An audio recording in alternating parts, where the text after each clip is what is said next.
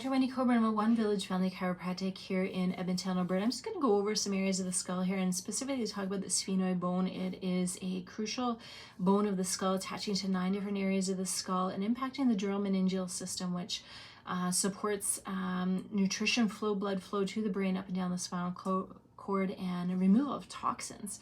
And a lot of people get headaches and all sorts of different things going on because of this bone. It can impact palate growth, height of palate. It can impact the width of the palate. It can impact nerves coming out of the bottom of the skull where all these spaces are. This is where the spinal cord comes through, but also can impact latching and sucking in our newborns, but also really impacts pressure in the skull as well at different ages and stages, and can sometimes tend to show up more so in our individuals that have gone through lots of different age categories in life, so older individuals, right? It could not necessarily in your 70s or 80s, it could be in your 30s, 40s, and 50s or younger, right? Constant headaches or migraines, all sorts of things, jaw pain, can have challenges with this. So we're not going to name all of the different bones, but as a SOT practitioner, we're looking at the palate a lot. We're looking at the cranial bones, how they're lining up, but how they're moving. So we're not physically moving the bones, but we're working with the body to release pressure and tension to create shift on its own, because a lot of the cranial bones, even the palate, can still move a lot throughout your life. The last area that will fuse is coming right in through here at the age of 90, coming to the lumboidal suture, it still has a lot of movement in there, and it's through light pressure and shifts.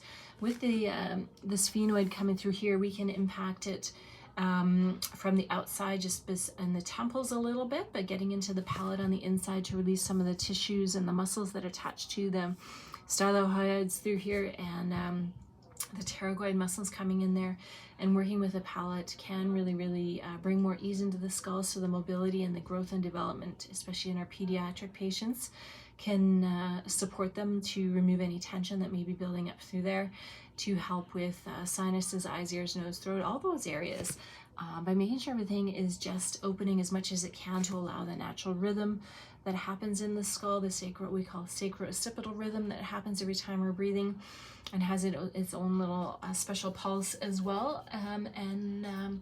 As the brain is growing and developing inside the skull, we want to make sure that the flexibility of the sutures is there, so everything can grow and develop as evenly and as well as it should.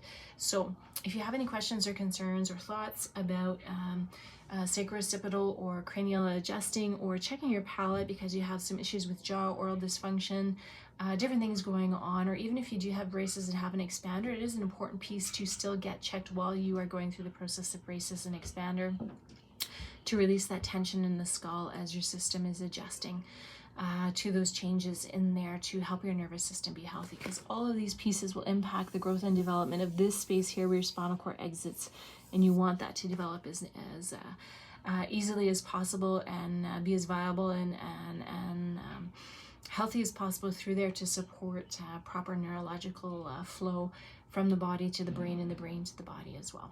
Thanks, guys. If you have any questions, please reach out or like us and follow us and subscribe here, and we'll see you soon.